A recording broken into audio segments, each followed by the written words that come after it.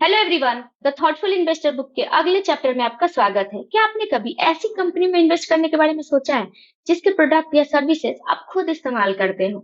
इस चैप्टर में इसी अप्रोच के बारे में बताया गया है। बसंत महेश्वरी जी ने बताया है कि किस तरह से जो हम डेली बेसिस पे जो प्रोडक्ट इस्तेमाल करते हैं या जिसके बारे में जानते हैं, जिन्हें देखते हैं, जिनके बारे में हमें एक्सपीरियंस है, ऐसी कंपनी में इन्वेस्ट करके अच्छा रिटर्न बना सकते हैं। इस अप्रोच को पीटर लिंच एक सक्सेसफुल इन्वेस्टर द्वारा बहुत ज्यादा पॉपुलर किया गया था। वसंत महेश्वरी भी इसे अपना one of the favourite approach बताते हैं। मान लीजिए कि आपको डेली लाइफ के कुछ छोटे मोटे प्रोडक्ट्स खरीदने हैं। इसके लिए आप शॉपिंग पे गए। वहां जाने के बाद आप सबसे पहले जैसे कॉफी हो गया या बिस्किट हो गया या फिर बच्चे का डायपर हो गया, बच्चे के लिए कुछ फूड प्रोडक्ट्स हो गए, तो आप सबसे पहले आपके दिमाग में क्या आता है? सबसे पहले दिमाग में ये आता है कि ये जो भी प्रोडक्ट्स हैं वो ब्रांडेड होने चाहिए। यानी ब्रांड पे हमें इतना ज़्यादा ट्रस्ट है या हम इमोशनली इससे इतना जुड़े हुए हैं कि हम सबसे पहले अपने डेली लाइफ की चीज़ों को इस्तेमाल करने से पहले उस ब्रांड को देखते हैं। तो एक बार सोच के देखिए, जैसे कि ब्रिटानिया, नेस्ले, एशियन पेंट या भी कोका कोला, एप्पल, क्या ये सारी कंपनी जो आज एक बहुत बड़ी ब्रांड है, क्या ये जब शुरू में इंट्रोड्यूस हुई थी मार्केट में, क्या तभी एक ये ब्रांड थी? जी नहीं। जब ये शुरू में इंट्रोड्यूस हुई होगी तो ये एक प्रोडक्ट ही होगी। तो ये प्रोडक्ट या ये कंपनी किस तरह से कंज्यूमर बेसिस पे उनके इमोशन से जुड़ी, उनके डेली लाइफ से जुड़ी, किस तरह से ज्यादा डिमांड बढ़ी इन सारे प्रोडक्ट्स के बारे में, इन कंपनियों में शेयर होल्डर ने कैसे ट्रस्ट दिखाया, कैसे उन्होंने इसमें ज्यादा इन्वेस्ट किया। तो इन सारे अप्रोचेस के बारे में इस चैप्टर में बात करेंगे।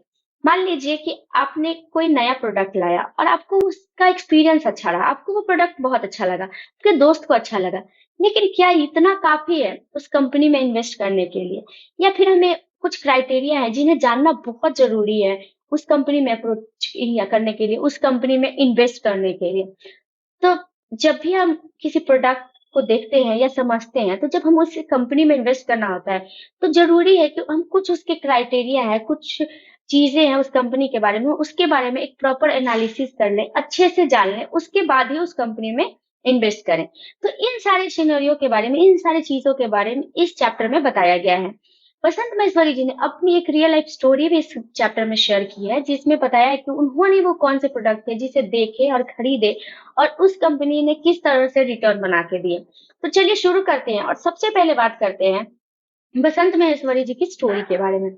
बसंत महेश्वरी जी बताते हैं कि 2003 में उनके एक स्टूडेंट से बिग बाजार के बारे में बात हो रही थी। बिग बाजार का नाम सुनते ही बसंत महेश्वरी जी के दिमाग में जो सबसे पहला चीज आया वो था कि उस समय पे कोलकाता में बिग बाजार जो थी वो बहुत ही पॉपुलर और बहुत ही पुरानी मार्केट थी। लेकिन बिग बाजार हाइपर मार्केट चेन का एक नाम था, जो हमारी डेली लाइफ पे हम जो भी प्रोडक्ट इस्तेमाल करते हैं, जो भी प्रोडक्ट देखते हैं, वो सारे प्रोडक्ट बिग बाजार उस समय बेच रही थी। लेकिन ज़्यादा रिसर्च करने के बाद जब बसंत महेश्वरी जी ने इस बाज़ार के बारे में या इस सेंटर के बारे में रिसर्च किया, तो उनको पता चला कि बिग बाज़ार पार्ट है एक लिस्टेड कंपनी की जिसका नाम है पेंटालून रिटेल, जो आज फ्यूचर रिटेल के नाम से जाना जाता है। जब ज़्यादा रिसर्च किए तो उन्हें पता चला इस टाइम पे जब पेंटालून रिटेल ट्रेड कर रहे थे, उस समय पे इसका मार्केट कैप 90 करोड़ का था। इसका पीई 8 था। इसका मार्केट कैप 90 करोड़ का था, जो इसके सेल का 0.2% था। ये कंपनी हर ईयर अच्छा ग्रोथ कर रही थी, 100% ग्रोथ दे रही थी। उसके बावजूद भी इसका आरओई था वो सिर्फ 18% था। इस कंपनी पे डेट थे यानी कर्ज थे। और ये कंपनी जिस तरह से एग्रेसिवली अपने सेंटर्स को बढ़ा रही थी अलग-अलग स्टेट्स में, तो इसे और भी ज़्यादा इक्विटी और कर्ज की ज़रूरत थी। क्या लगता है, अगर आपको ऐसी कंपनी मिले तो आप उसमें इन्वेस्ट करना चाहेंगे? बिल्कुल भी नहीं। वसंत महेश्वरी जी के दिमाग में भी यही है, क्योंकि ये बैलेंस शीट पे ये कंपनी पूरी तरह से फ्लॉप थी। इसलिए उन्होंने इस कंपनी में इन्वेस्ट करने के बारे में उस समय पे नहीं सोचा। लेकिन ये कंपनी उनको अच्छी ज़रूर लगी थी। उसी समय पे एक रिपोर्ट पब्लिश हुआ था जिसमें बताया गया था कि इंडिया में रिटेल कंपनीज हैं, रिटेल सेंटर्स हैं, वो बहुत अच्छा परफॉर्म करने वाली है फ्यूचर में। जब इस रिपोर्ट को उन्होंने पढ़ा, तो उन्होंने एक बार बिग बाजार जाने का फैसला किया। वो वीकेंड पे बिग बाजार गए। जब वहां गए तो उन्होंने देखा कि जो प्रोडक्ट्स थे वो लो प्राइस पे बिक रहे थे और वहां बहुत ज्यादा भीड़ थी। लोग ज्यादा से ज्यादा प्रोडक्ट्स खरीद रहे थे। यानी कि उस समय बिग बाजार थी वो हिट थी। उन्होंने दोबारा फिर से वहां पे जाने का सोचा और वहां गए भी। उन्होंने फिर से देखा कि सेम सिचुएशन है, वहां पे क्राउड है, लोग ज्यादा प्रोडक्ट्स ले रहे हैं, यानी कि बिग बाजार उस समय पे हिट थी। आगे उन्होंने प्लान बनाया कि वो पेंटालून भी जाएंगे, वहां भी देखेंगे कि अब वहां भी सेम सिचुएशन है। वो पेंटालून गए। पेंटालून के पास ही वेस्ट साइड, जो टाटा ग्रुप की एक रिटेल सेंटर थी, वो उस समय पे ट्रेंट लिमिटेड की कंपनी के नाम से लिस्टेड थी। वो कंपनी बैलेंस शीट पे बहुत अच्छा परफॉर्म कर रही थी, यानी बैलेंस शीट पे उसके जो चीजें थी वो बहुत अच्छी थी, वो ग्रेट थी। उन्होंने देखा जब वो कंपनी ट्रेड कर रही थी ट्रेंट लिमिटेड, तो उसका जो मार्केट कैप था वो 200 करोड़ का था। वो डिविडेंड पे कर रही थी 3.4% की। उसका आरओई जो था वो 9% का था। वहीं पे ये company day by day growth कर रही थी, उस पे कोई डेट नहीं था, स्ट्रॉन्ग फंडामेंटल्स थे उसमें, लो मार्जिन के प्रोडक्ट नहीं थे, हाई मार्जिन के प्रोडक्ट्स थे, यानी कंपनी बैलेंस शीट पे बहुत ही स्ट्रांग थी, बहुत अच्छा थी। जब बसंत महेश्वरी जी ने इसके बारे में पढ़ा, तो जैसे जैसे वो दोनों कंपनीज को कंपेयर करते उनका कंफ्यूजन और भी ज्यादा बढ़ने लगा। फिर उन्होंने सोचा कि हम दोनों सेंटर पे जाएंगे और प्रॉपरली एनालाइज करेंगे। वो दोनों सेंटर पे गए और काफी टाइम तक वहां पे वक्त बिताया। उन्होंने देखा कि पेंटालून रिटेल में, यानी पेंटालून सेंटर पे बहुत ज्यादा भीड़ थी, वहां पे हमेशा भीड़ रहती थी, लोग वहां पे ज्यादा शॉपिंग करते थे as compare to west side. ये इसका पेंटालून का ऐसा हाल था कि एक टैक्सी ड्राइवर को भी पेंटालून के बारे में पता था, यानी पेंटालून उस समय पे बहुत अच्छा कर रही थी। मार्केट लेवल पे वो बहुत अच्छा परफॉर्म कर रही थी, लोग उस पर ट्रस्ट कर रहे थे। और सबसे बड़ी बात थी वो अपना ब्रांड बना रही थी, यानी हर किसी के दिमाग पे छप रही थी। जब उन्होंने ये देखा तो उनकी कंफ्यूजन और भी ज्यादा बढ़ गई। लेकिन चूंकि बैलेंस शीट पे ये कंपनी बहुत वीक थी और ट्रेंट लिमिटेड बहुत अच्छी थी, उन्होंने शुरुआत में ट्रेंट लिमिटेड में ही फोकस किया और उसमें इन्वेस्ट किया। लेकिन कुछ टाइम बाद उन्होंने, उनके दिमाग में क्राउड, वो सीन चलता रहा, इस वजह से उन्होंने अपनी गलती को सुधारी और उन्होंने पेंटालून में इन्वेस्ट किया। कुछ ही टाइम में, सिर्फ 36 महीने में इस कंपनी ने 45 गुना रिटर्न दिए, 45 गुना ये कंपनी बढ़ी। सिर्फ कुछ महीने में ये कंपनी के जो स्टॉक प्राइसेस थे वो 2x हो गए, और सिर्फ 6 महीने में इस कंपनी के स्टॉक प्राइसेस 4x हो गए। यानी जब जब से उन्होंने इसे परचेज किया था, उसके सिर्फ 6 महीने के अंदर ये कंपनी 4x हो गई थी, उसके स्टॉक प्राइसेस 4x हो चुके थे। यानी ये कंपनी बहुत अच्छा परफॉर्म कर रही थी। लेकिन चूंकि इसमें बहुत ज्यादा रिस्क था, तो इसलिए इनके जो रिलेटिव्स थे, इनके फ्रेंड्स थे, इनके घर वाले थे, वो ये कहने लगे कि इस स्टॉक को बेच दो, क्योंकि ये बहुत ज्यादा रिस्की है। लेकिन बसंत महेश्वरी जी को ये भी दिख रहा था कि ये रिस्की तो है, लेकिन ये बहुत अच्छा रिटर्न बना रही थी। यानी बसंत महेश्वरी जी के लिए ये पेंटालून रिटेल उस समय पे हाई रिस्क की लेकिन हाई रिवार्ड वाली गेम बन चुकी थी। उन्होंने इस कंपनी में और भी ज्यादा इन्वेस्ट किए, एग्रेसिवली इन्वेस्ट किए, और ये कंपनी बहुत अच्छा परफॉर्म की। 2008 की बात बताते हैं, जनवरी 2008 में ये कंपनी 145 टाइम्स बढ़ी, 145 टाइम्स बढ़ी, यानी ये कंपनी बहुत अच्छा परफॉर्म की, बहुत अच्छा किया इस कंपनी ने। और ये इंडिया का नंबर 1 रिटेल चैन भी बन चुकी थी। 2006 में बताया जाता है कि इस कंपनी ने बहुत सारे सेंटर्स खोले ऑल ओवर इंडिया में, लगभग 70 सेंटर खोले ऑल ओवर इंडिया में। यानी ये कंपनी बहुत अच्छा परफॉर्म कर रही थी, जबकि इसके जो कैश फ्लो थे वो निगेटिव थे, इसके बैलेंस शीट पे बहुत अच्छा परफॉर्मेंस नहीं थी। बसंत महेश्वरी जी बताते हैं कि ये किस तरह से हुआ। आखिर पेंटालून इसकी निगेटिव कैश फ्लो होने के बावजूद, बैलेंस शीट पे अच्छा परफॉर्म नहीं करने के बावजूद, आरओई बहुत अच्छा नहीं था, पीई बहुत अच्छा नहीं था, उसके बावजूद भी लो मार्जिन कंपनी थी, उसके बावजूद भी ये कंपनी किस तरह से अच्छा परफॉर्म की। तो बसंत महेश्वरी जी बताते हैं कि जब बुल मार्केट होता है, जब बुल फेज होता है, उस समय पे वैल्यूएशन उतना ज्यादा मैटर नहीं करती है। यानी उस समय पे अगर बेयर मार्केट होता तो शायद ये कंपनी उतना अच्छा परफॉर्म नहीं करती, या फिर परफॉर्म ही नहीं करती।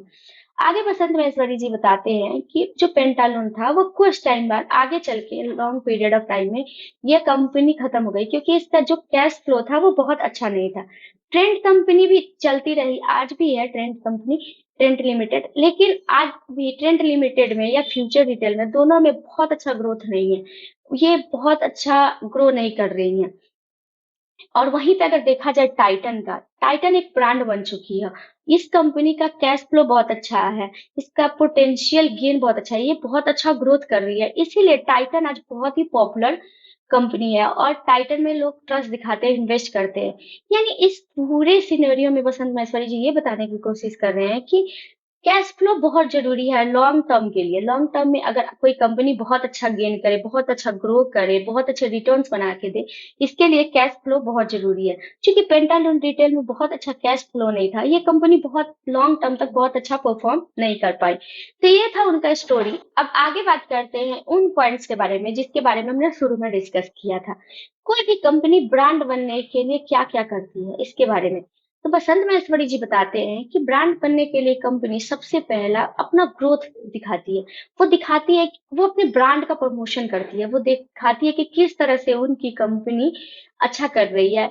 वहीं पे ये अपनी कंपनीज में अच्छा इनोवेशन लाते हैं, अपने प्रोडक्ट्स में अच्छा इनोवेशंस लाते हैं, प्रोडक्ट्स पे काम करते हैं, उसकी क्वालिटीज को बढ़ाते हैं, अपने फाइनेंशियल चीजों पे ध्यान देते हैं, वो अपने ब्रांड को प्रमोट करते हैं। यानी कि अगर मान लीजिए कि कोई प्रोडक्ट है, वो शुरू-शुरू में कम आई है, जब उसके सर्विसेज़ को आप इस्तेमाल कर रहे हैं, उसके प्रोडक्ट्स को आप इस्तेमाल कर रहे हैं, अगर वो आपको अच्छी लग रही है, आपका एक्सपीरियंस अच्छा है, तो आप उसे अपने दोस्त में, अपने रिलेटिव्स में शेयर करेंगे, आप बताएँगे कि ये प्रोडक्ट है, ये बहुत अच्छा है।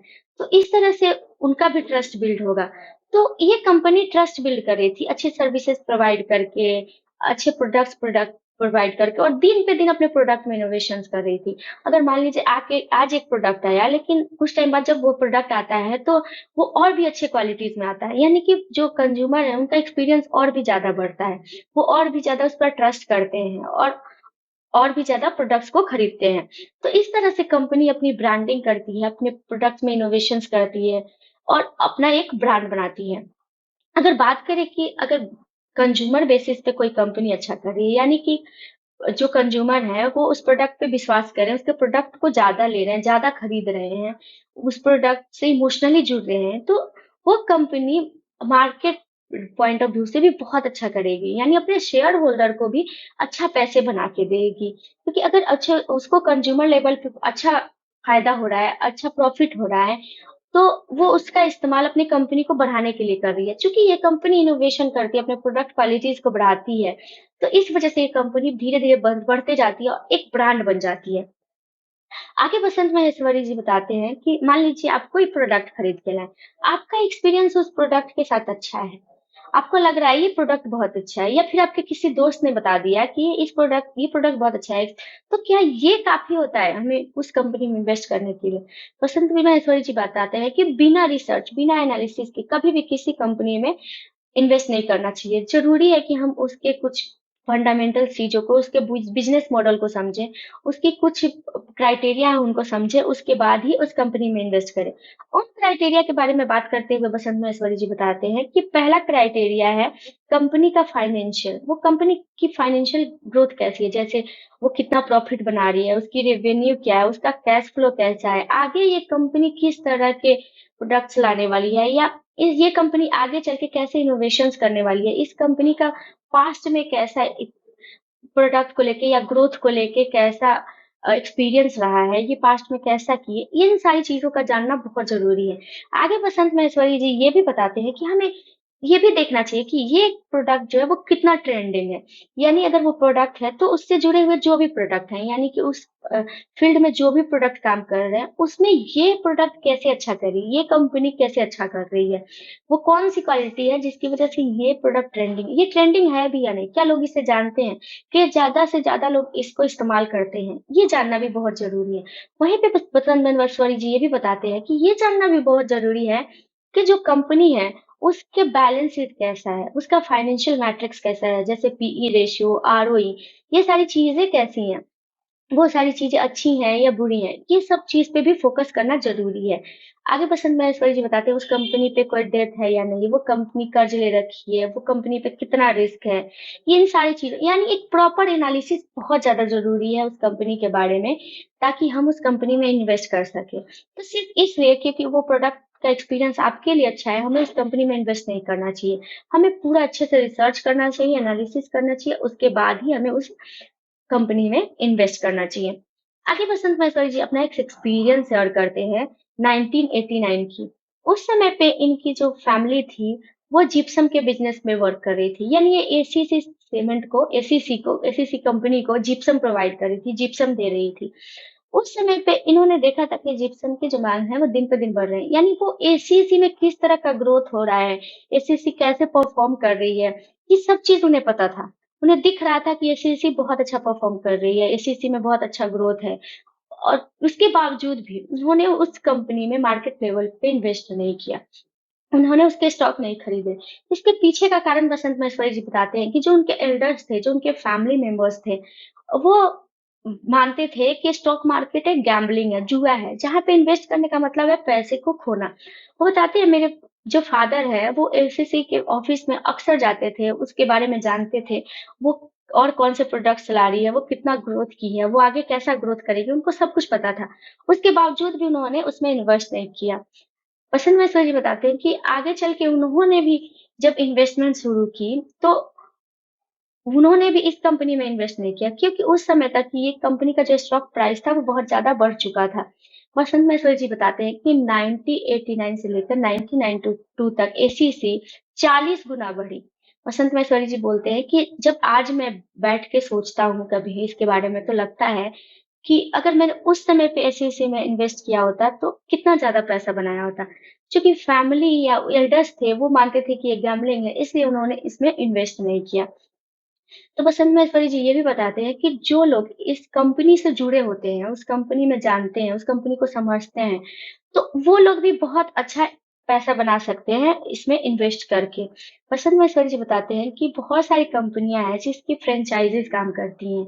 तो जब वो लोग बहुत अच्छा परफॉर्म भी करती हैं, लेकिन कभी भी जो मेन कंपनी है, जो उसकी पेरेंटल कंपनी है, वो उनको उतना ज्यादा प्रॉफिट नहीं बनाने देती जितना वो खुद बनाना चाहती है।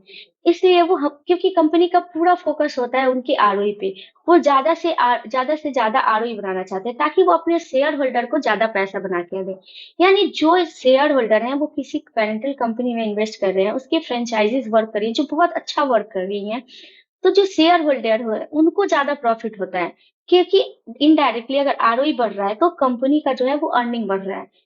यानी अर्निंग बढ़ने का मतलब है कि उसका पीई रेशियो दिन पे दिन बढ़ता जाएगा। इनडायरेक्टली शेयर होल्डर को भी इससे बहुत ज्यादा फायदा होगा। तो ये था इस चैप्टर का निचोड़, ये सारी चीजों के बारे में बसंत महेश्वरी जी ने इस चैप्टर में बताया है। आई होप आपको वीडियो अच्छा लगा होगा। अगर आपको वीडियो अच्छा लगा है तो प्लीज वीडियो को लाइक करिएगा, और आपका कोई सजेशन हो, कोई सुझाव हो, या कोई बदलाव चाहते हो आप इस सीरीज में, तो आप जरूर बताएं। Thank you.